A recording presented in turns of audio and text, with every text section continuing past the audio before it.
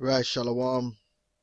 First, I'd like to give all praises unto Yahweh, Bahasham Yahushai, and double honors unto the apostles and elders of GreatMillStone, and honors to you brothers out there on the highways and the byways teaching this word in all sincerity and in truth. And I just want to go into the scriptures, to the prophecies, and warn you Israelites out there, and the nations that great judgment is about to descend upon this earth, man. And a lot of that death and destruction is going to be due to World War III, which is inevitable and prophesied in the scriptures. And the two sides are going to be America, which is Babylon the Great, okay, and their allies, beginning with the beast, okay, and Russia, which is spoken of in the scriptures, Gog and Magog, and their allies, beginning with China and so forth. Okay, and we're in the midst of that war heating up to a hot war. Now, here we have an article which is in the Daily Star. Alright, this was published on the 1st of April 2017. It says World War III fares as NATO prepares for direct military confrontation with Vladimir Putin. Because there's been a propaganda campaign by the NATO countries to pretty much paint Putin and Russia as the aggressor. They're already planting that image in the minds of the people in preparation for the war to come. Different psychological operations they do, comparing him to Hitler. Alright, also getting his athletes banned for substance abuse at the Olympics. All that was a psychological operation to paint Putin as the villain, because he's ultimately the enemy. Alright, it says NATO is readying troops for direct military confrontation with Russia, a top general has claimed. Okay, it says tensions between Vladimir Putin and NATO, alright, leaders have continued to rise over territories in Eastern Europe, which ultimately it's not over territories in Eastern Europe per se, but that is part of it. Ultimately what it is that, as I'm going to go into, since the end of the Cold War, starting from the 90s, the late 80s going into the 90s and onwards, NATO has actively taken an aggressive stance against Russia, even though Russia tried to go the diplomatic and peaceful route. And now it's getting to the point where NATO has positioned themselves in the Middle East and in Asia and so forth to attack Russia. So what's happening now is that Russia is responding now. Russia has given up on diplomacy, they have given up on peace, and now they're responding with according to the prophecy how they should, which is with war. And meanwhile, NATO, who has been the aggressor for the last 20 years, is painting Putin as the aggressor. But such is war. Okay.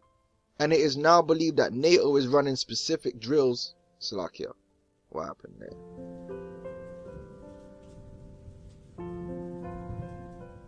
Alright, let's skip to another article. That was in February. See, because a lot of these articles pop up. Well, let me go back to the original article. See, but that's a spirit. Cause so this is another that was another article from February. So this is an ongoing thing. All right. Salakia.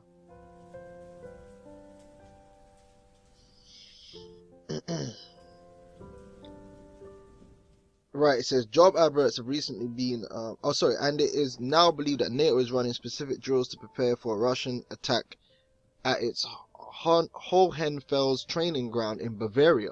Job adverts have recently been placed on Berlin's official website for Russian-speaking extras to take part in a military exercise for the US Army. Alright. Now, Georgian Rose, alright, says by organizing the role-playing games, NATO forces are preparing for a direct military confrontation with Russia, which they are, and they have been for the last 20 years. Okay, That's what all these different wars that America has been doing in the Middle East and other places, and coups and whatever. It's been all about positioning themselves to take out the only other power capable of challenging them, which is Russia. Okay. Now, I'm going to try and go into a bit of history, because the point I want to make in this video is, with all that being said, and you get all these articles which they're openly declaring that NATO is preparing for war with Russia, the average person is not concerned with this. They're not filled with fear at this occurrence, because ultimately they don't really believe that it's going to happen. The average person is in ignorance towards the threat of World War III at this time, which is a complete contrast to the previous era, which was the Cold War era, which involved what? Nuclear proliferation. Okay. All right. Now, the scriptures tell you this. All right. In Revelations 11 and 14, it says, the second woe is past, which the second woe represents World War II. And behold, the third woe cometh quickly. Now, the third woe is between Russia and America. Now, literally 5 or so years after World War II, the Cold War began, which really is World War III. Ultimately, World War III really began back then. It just hasn't reached to the end point yet. You know, it grew to a point, then it subsided. Now it's getting back up to that point again. But this time, whereas before the people were aware and in great fear, now they're not. So at this point, I want to insert a video into the production so you can learn about that. Many say nuclear war is madness, and the concept known as MAD, mutually assured destruction, has been one of the key reasons that a second nuclear war has not yet eventuated. MAD sums up the ability of nuclear combatants to retain sufficient retaliatory forces to completely destroy the enemy, even after a preemptive strike. On the European front, General Eisenhower welded his North Atlantic Pact Army together with troops of 11 nations in a force which he hoped to raise to 62 divisions by 1954. European nations are expected to strain their economies to the limit to meet the defense requirements set up in his blueprint. The new laws were the direct outgrowth of a staggering new defense budget of $58 billion. In a world of unrest, Americans shouldered an additional burden in the struggle between East and West, where the race for atomic weapons assumed new proportions and guided missiles took on new importance. The Matador, which someday may carry an atomic charge, was one of America's answers in the armament race, a contest that is the insurance of the free world against slavery. After the Second World War and the development of the atomic bomb, the United States, Britain, and France, as an independent nuclear power, stood against the Soviet Union. The two sides participated in a Cold War for over 40 years until the collapse of the Soviet Union. Secrets and lies, threats, and dramatic shows of force kept the world on a nuclear knife edge for 4 decades. In that time, both sides built and developed massive arsenals of nuclear weapons and the methodology to deliver them. These superpowers also deployed their nuclear weapons in other countries but retained control. Although attempts were made to restrict nuclear proliferation, other nations slowly developed their own nuclear capability. International agreements restricted the testing of these weapons, first in the atmosphere, then altogether. Nations also fleshed out treaties that restricted nuclear weapons in space, in the Antarctic, and limited the development of strategic anti-ballistic missile programs. Eventually, restrictions on the numbers of weapons in arsenals, then on warhead technology, were also negotiated. Since the fall of the Soviet Union and the end of the Cold War, the great powers' nuclear arsenals have been reduced, old technologies phased out, some stockpiles of warheads even destroyed. But still, there are enough devices to make our entire planet uninhabitable. Is this what nuclear war would look like?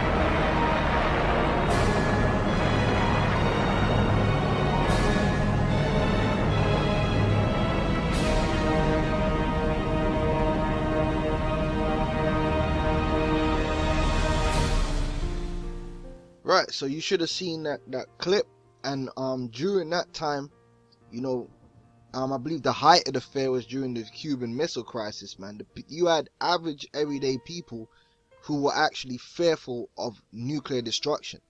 You had schools running drills in UK and America and everywhere for the event of a nuclear explosion. You do not see this happening today. You do not see, even though they have come out and admitted this right now is worse than the Cold War, the actual people and, you know, don't reflect that. Okay, but that's all according to prophecy, because basically when the Cold War so-called ended, and because of the philosophy of MAD, which is mutual assured destruction, it's been programmed into the minds of the people to not fear World War III. They more fear Islamic extremism and Brexit and things like these more than they actually fear the greatest danger, which is before them, which is World War III. Okay, when you go back into the time of the Cold War, you had average Americans who were building bunkers. All right, let me get some of that. Now, this is a article from the Telegraph going into a film based upon the Cold War, but they bring out historical information. Now it says paranoia was common during the Cold War. Okay, which paranoia is not common now, even though the Cold War has heated back up again and it's worse than it was before. That's because Yahweh Shem Yahushai wants these people, the masses, to be taken suddenly by these terrible events. The natural offspring of propaganda, ignorance, fear, and secrecy. Find out how a 40-year standoff between superpowers put the US on edge. Alright. Now, I'm gonna put, Lord willing, I'm gonna put this in so you can read the whole thing. Okay, but I just really want to get specific parts. Right, so this actually details a lot of good history. So it says, the first US Red Scare dates back to the early 20th century and the Russian Revolution, and a revolutionary government adamantly opposed to capitalism and with global ambitions. Now, it's key for me to add here that communism and capitalism are both philosophies which are controlled by the so-called Jew, the elite, the international bankers, and both serve their purposes in their Hegelian dialectic for the New World Order. Okay, the Bolshevik revolution and all that was all set up by so-called Jews. Karl Marx himself was a so-called Jew. Okay, so the elites have always had their hand in these games, these war games. Alright, but ultimately the Heavenly Father has his hand in their back. It says, was seen as a dangerous, likely to trigger strikes and unrest in the US heartland. Communism was regarded as fundamentally antithetical to the American way of life, and that's your Hegelian dialectic. Thesis and antithesis, I believe it's called. The fear receded during the Second World War, which we read about that in the scripture, the Second Woe, and when the Soviet Union was a military ally against Nazism, okay, which is a form of socialism, but returned with renewed force after the war ended. Okay, and that was that third woe that was gonna commence. It took a prominent place in the US educational system when school children were shown films of nuclear explosion and encouraged to duck and cover, hide on the desk to escape the effects. So this is the extent to which the public, the masses of the people were put into a state of fear, man. It was even in the schools. They were training up the children like that. Why don't you see that happening today? It's a whole different type of propaganda. There is propaganda, but it's not instilling the form of fear that there was before. It said indoctrination grew quickly from the Bert the Turtle, a friendly cartoon advisor, to the bubblegum cards of Children's Crusade against Communism in 1951. And you can check those, that's available on YouTube, the Bert the Turtle, and that's all going into like the nuclear situation. Okay, so I thought that brought out a little bit of good information, and it also goes into the Russian side of it. So I'll post this article. So you had people that were actually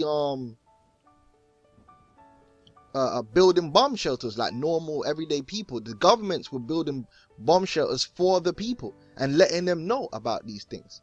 You know, the CBC.ca's got some information on there, the Cold War culture, the nuclear fear of the 1950s and the 1960s and so forth.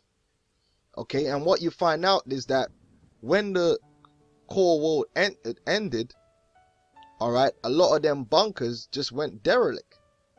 Okay, and some of them bunkers they renovated and changed into a completely different purpose. Okay, this is the Express.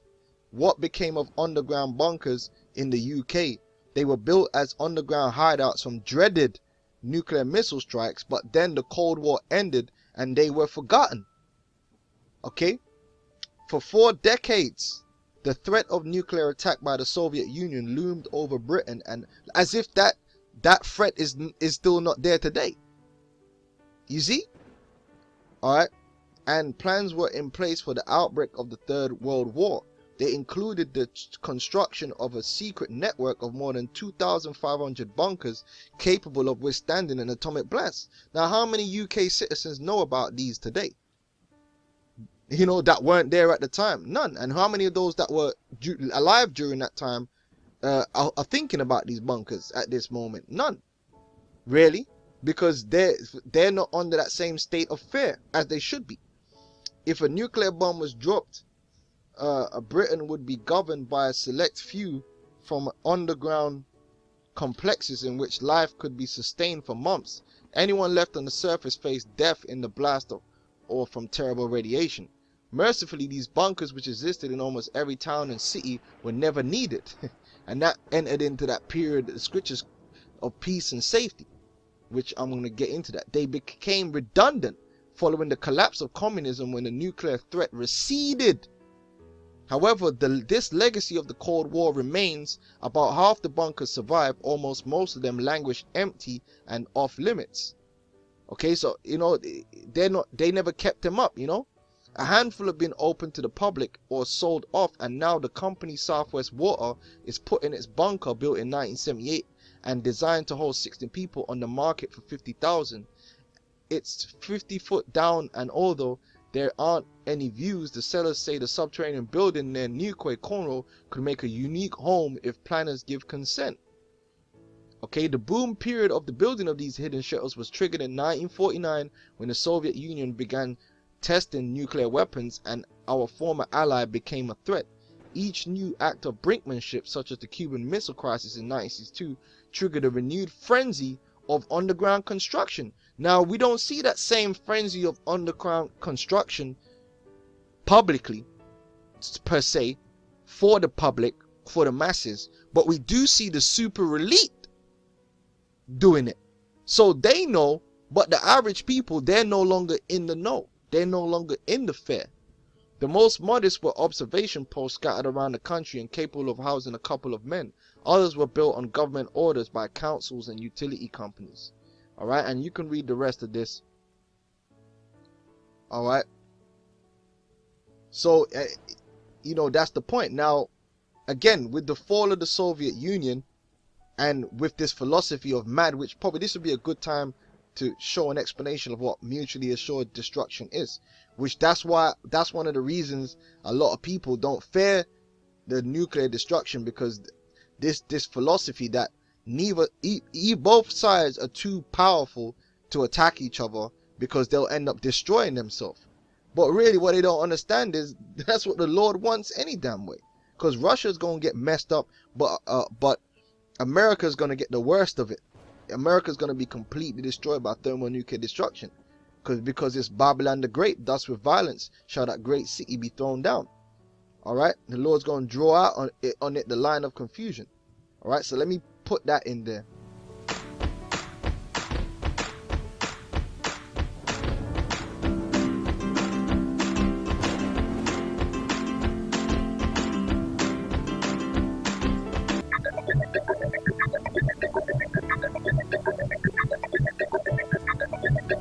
Mutual Assured Destruction or Mutually Assured Destruction (MAD) is a doctrine of military strategy and national security policy in which a full-scale use of nuclear weapons by two or more opposing sides would cause the complete annihilation of both the attacker and the defender. See preemptive nuclear strike and second strike. It is based on the theory of deterrence, which holds that the threat of using strong weapons against the enemy prevents the enemy's use of those same weapons. The strategy is a form of Nash equilibrium in which, once armed, neither side has any incentive to initiate a conflict or to disarm. HeMad doctrine assumes that each side has enough nuclear weaponry to destroy the other side, and that either side, if attacked for any reason by the other, would retaliate without fail with equal or greater force. The expected result is an immediate, irreversible escalation of hostilities resulting in both combatants' mutual, total, and assured destruction. So that doctrine of mutually assured destruction, along with the fall of the Soviet Union, led to this era that is actually be called by most historians as peace and security. And let me put a clip in you. I'll show you that in the Imperial War Museum here in London, they term that age after the Cold War as peace and security. So let me put that clip in there.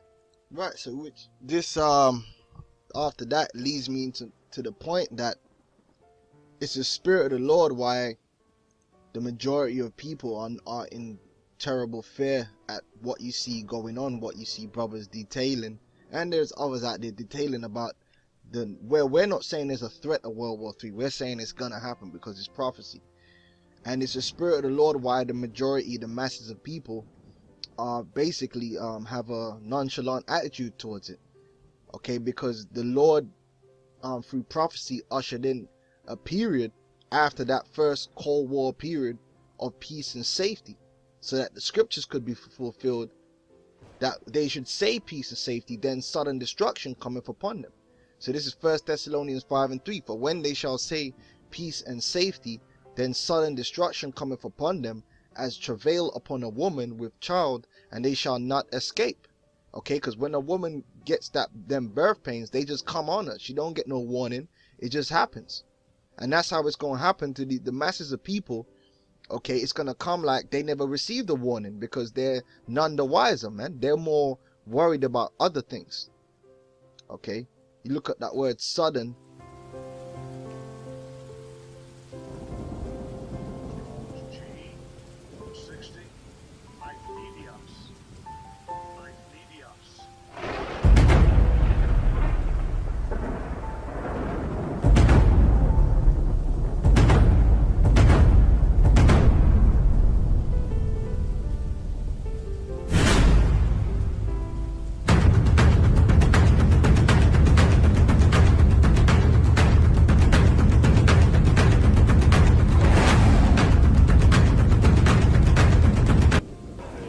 We just see this up on here, man. History makers, and I don't know why it's spiritual, but it says peace and security.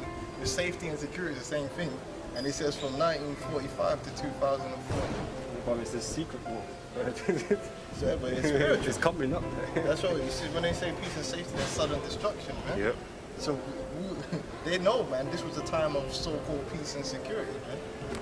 To the most part, you know, except for your little Cold War thing that happened for a brief moment. But that's spiritual. Why they got that there? Peace and security in 1945. Check the order as well. First World War, Second World War. Yeah. And then peace and security, man.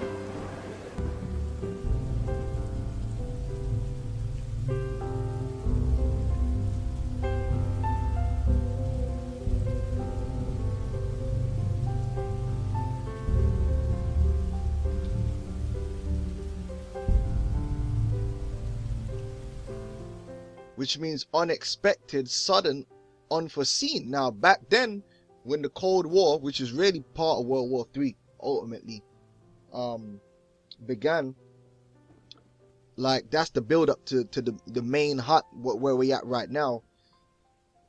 What the destruction of America and these things, people could foresee a form of destruction coming. All right. But now they can't really foresee it, man. They're more worried about Islamic terrorists and immigrants than they are about nuclear missiles. All right. So when this thing goes hot, it's going to become as unforeseen or unexpected to the masses. All right. And that's a beautiful thing. The Lord set that up. Okay. All right. The Lord set this whole deal up, man. Going back into Ezekiel 38:1. Okay, I always bring this out. And the word of the Lord came unto me, saying, so the man set thy face against Gog, the land of Magog, which is where Russia is today, the chief prince of Meshech and Tubal, and prophesy against him, and say, thus saith the Lord God, behold, I am against thee, O Gog, the chief prince of Meshech and Tubal, and I will turn thee back and put hooks into thy jaws. So the Lord is has turned, because we're in the midst of that already, has turned Russia back to their aggressive stance which they had during the first Cold War. The Lord has put hooks in their jaws and turned them back. And I will bring thee forth and all thine army, horses and horsemen, all of them clothed with all sorts of armor, even a great company with bucklers of shield, all of them handling swords, Persia, Ethiopia and Libya with them, all of them with shield and helmet, Gomer and all his bands, the house of Togarmah of the north quarters and all his bands, and many people with thee. Be thou prepared, and prepare for thyself, thou and all thy company, that's Russia's allies and vassals, that are assembled unto thee, and be thou a guard unto them. And you see that with Syria, Russia being a guard unto them, and now Russia is also entering into the Libya situation. All right. So I wanted to quickly get this article because I got a live show I got to get started. It says American aggression against Russia is nothing new, because that's exactly what's happening. There's American NATO aggression against Russia. It says the US was locked in combat with Russia for much of the last century because the latter was red. Then came perestroika under Gorbachev, who sank the Soviet Union on the back of deals with the US that it would not encroach on Russia's sphere of influence. So an era of peace and so-called security was ushered in through Russia choosing the diplomatic route. But America reneged on that through NATO. NATO and America reneged on that when they started to take down chess pieces, man, to position themselves against Russia.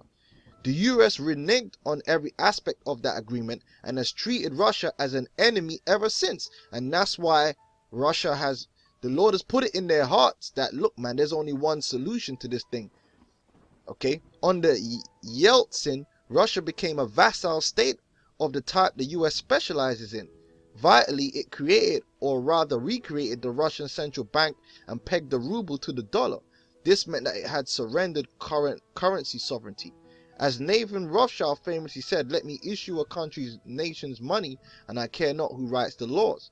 But the US did care, and it wrote the laws itself. And on Yeltsin's watch, Russia received its legal system wholesale from the hands of the deceptively named US aid. Thus, US interest created the rules by which Russia was to play. And it's funny because Putin is totally turned away from all that. And the name Vladimir Putin, Vladimir meaning rooted and Putin meaning the way. His name means the way of rulership, meaning he has a ruling class mentality. He wants Russia to be an independent superpower. Alright, and we all know America doesn't want an independent superpower in the world with them. So we all know what the inevitability is, and it's all prophecy playing out. And the average person out there does not understand these things. For good reason, because the Lord don't want them to understand. In plainer English, an arm of US policy wrote Russia's constitution and the entire basis for its civil and tax code. Let that sink in for a moment. As a function of the above, the banker's puppet Yeltsin handed the country's entire wealth to a handful of men via a piece of economic theater called privatization, the macroeconomic equivalent of giving someone the keys to your house, having them kick you out of it, and allowing them to make you pay ever-increasing rent to live in the shed while simultaneously debasing the value of the money. And it goes into more blah blah blah. Now I want to bring out Putin. Then came Putin, which is part of the hooks being put back in that jar. At first, George W. Bush looked into Putin's eyes and fell into a kind of love, but as US military ambitions as defined for it by the Panac think tank mopped up anywhere foolish enough to want to trade oil in anything other than dollars, or not sufficiently controlled by a central bank beholden to the same cartel which controls everyone else's, the bloom faded and from the rose. But despite the collapse of the Soviet Union and the dilapidated infrastructure, some of Russia's underlying indicators remain robust. Russia is a country with unimaginable natural resources, a relatively well-educated workforce, and a railway system to link them together. And now Russia has a leader who was sober, patient, inscrutable, trained in real politics, and who took his metaphors from martial arts. As all oil prices rose, Russia under Putin ever so slowly became something like a proper country again. So they regained their strength that they lost after the fall of the Soviet Union, and they still got them nukes. Soft and hard wars. As a corollary to the new language of freedom, Russia's floodgates were opened for a US cultural attack.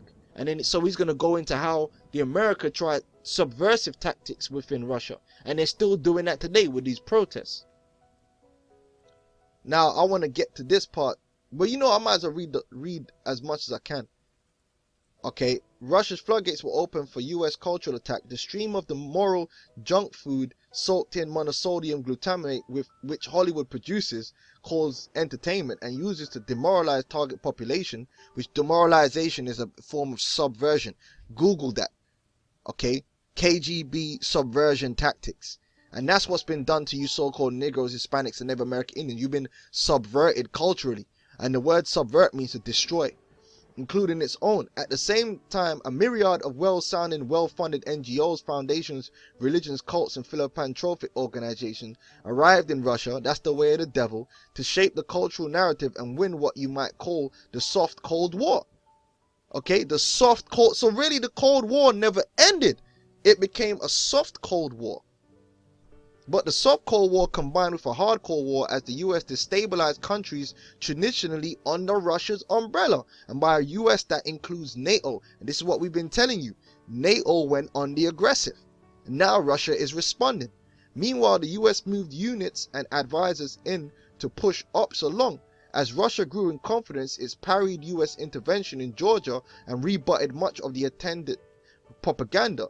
It later acted resolutely to protect its interest in Crimea. Now, what did the scriptures say about Russia being a guard unto them against US efforts, and recognized the results of a free and fair election there? These events are presented as an annexation in the Western media, a presentation which is both historically and factually inaccurate. The US was then humiliated by Russia as Putin entered Syria and exposed the US pretense that it was fighting ISIS for the charade it clearly was. All the while, the US has been encircling Russia with weapons systems, presenting justifications so transparently inane that a tired Putin laughed in the face of an onboard journalist who referred to them seriously. And let's not forget that the US has imposed sanctions against Russia, sanctions being the economic equivalent of siege, itself an act of war. So we are actually in a point where these two nations are at war. And it's only going to escalate. The time for it de-escalating has gone. The time for that so-called peace and security has gone. Now it's going to be what? Sudden destruction. So with that, I'm going to say shalom.